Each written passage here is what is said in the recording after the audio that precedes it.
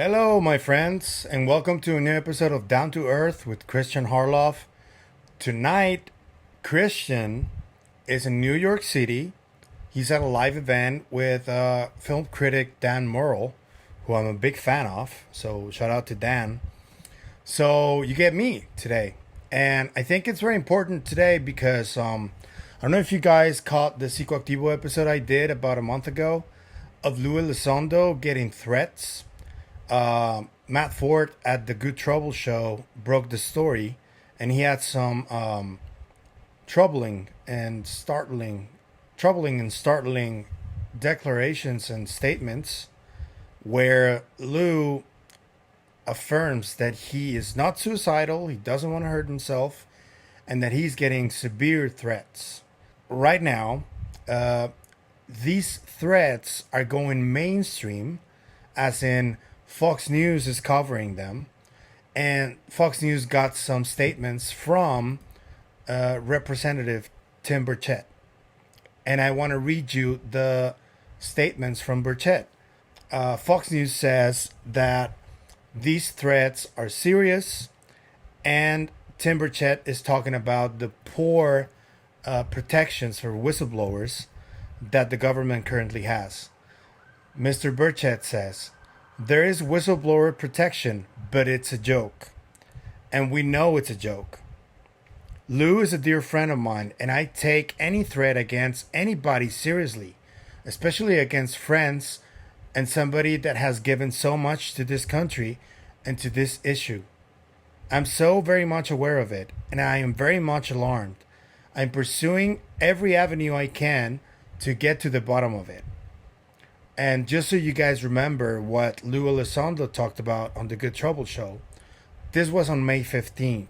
This final statement from Lue Elizondo is absolutely the most disturbing thing. Quote, to add insult to injury, I was notified yesterday that there may be a personal threat against myself and several other whistleblowers formerly associated with the UAP effort for the U.S. government. As such, I would like to make this perfectly clear to the American people. I am not prone to accidents. I'm not suicidal. I'm not abusing drugs. I am not engaged in any illicit activities. If something happens to me or my family members, in the future, you will know what happened. You will know what happened. I want everybody to just stop and think for a moment about that statement from Lue Elizondo.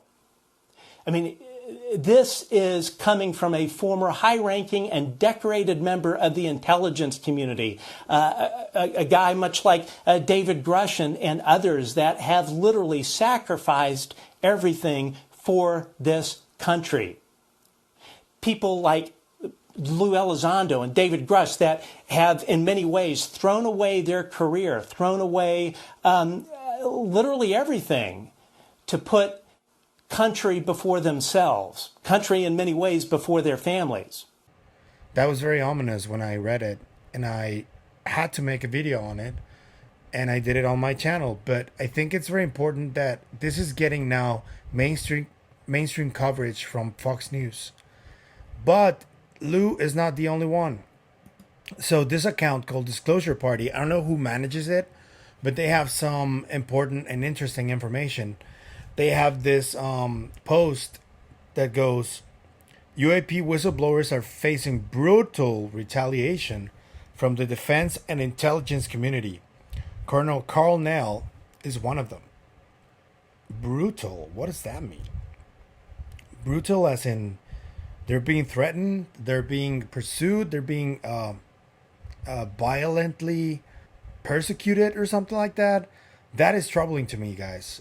And Rob Sheridan, who is a known disclosure advocate, he says, I'm hearing on good authority that more direct program whistleblowers are coming forward and are getting pissed off with the current situation and lack of momentum required at higher levels.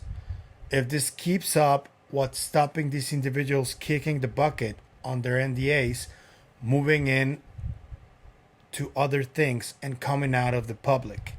So this is pushing them.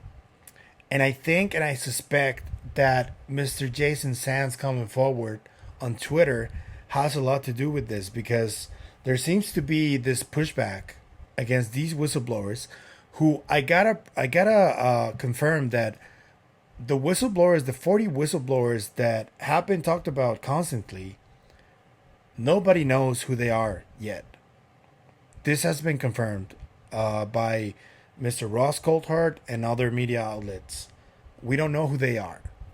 And they're seriously being attacked right now. I don't know how. I don't know the nature of it. I don't know the specifics. But this report is very troubling still. And I think that this is going to push them over the edge. And if this keeps happening, I suspect that we are going to get somebody new who's going to come forward.